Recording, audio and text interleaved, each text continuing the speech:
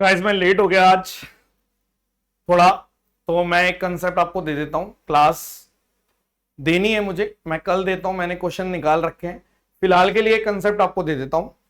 देखो ऐसा होता है जब कोई भी ट्रायंगल बनता है, जैसे मान लीजिए अगर कोई ट्रायंगल बन रहा है, ये साइड ए है, ये साइड बी है, ये साइड सी है, तो आप बोलते हो कि ए की जो लेंथ होती है ना वो बी माइनस सी से बड़ी और बी प्लस सी से छोटी होती है। आपने बोला ठीक है। किसी के लिए भी, मतलब अगर सी लिख रहा हूं तो सी के लिए आप बोलोगे कि ए माइनस बी से बड़ी और ए प्लस बी से छोटी होती है। और एरिया निकालने का क्या तरीका होता है? Half into base into height. मान लो इसका एरिया, चाहे मैं इसको ऐसे घुमाऊं, ऐसे घुमाऊं, ऐसे घुमाऊं, हमेशा जो बेस होता है वो इनवर्सली प्रोपोर्शनल होता है हाइट के।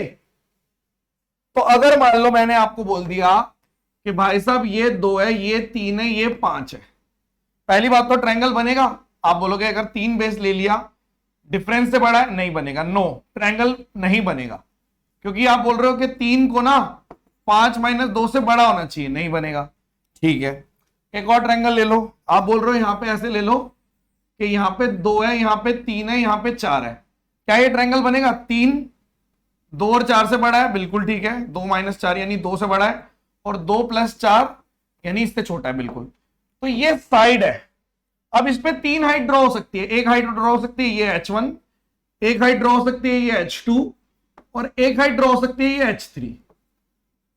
और मैंने आपसे मान लो अगर पूछ लिया h1 ratio h2 ratio h3, तो आप तुरंत बोलोगे कि जो h1 है ना वो इनवर्स हो जाएगी साइड की, यानी 1/3। h2 हो जाएगी, अगर h2 की बात करो तो वो हो जाएगी 1/2, और h3 हो जाएगी 1/4। यानी कि आपको साइड देकर हाइट का, रिस्पेक्टिव हाइट का रेशियो पूछ सकते हैं। बहुत ही सिंपल सी बात है। ठीक है, तो आपने बोल दिया अगर ऐसी बात है तो 4 तिया 12, 12 से मल्टीप्लाई कर दो इसको, ये 12 12 12 से मल्टीप्लाई कर देते हैं, यानी कि 4 6 और 3, यानी ये आंसर आ गया। ऐसे कह सकते हैं हम।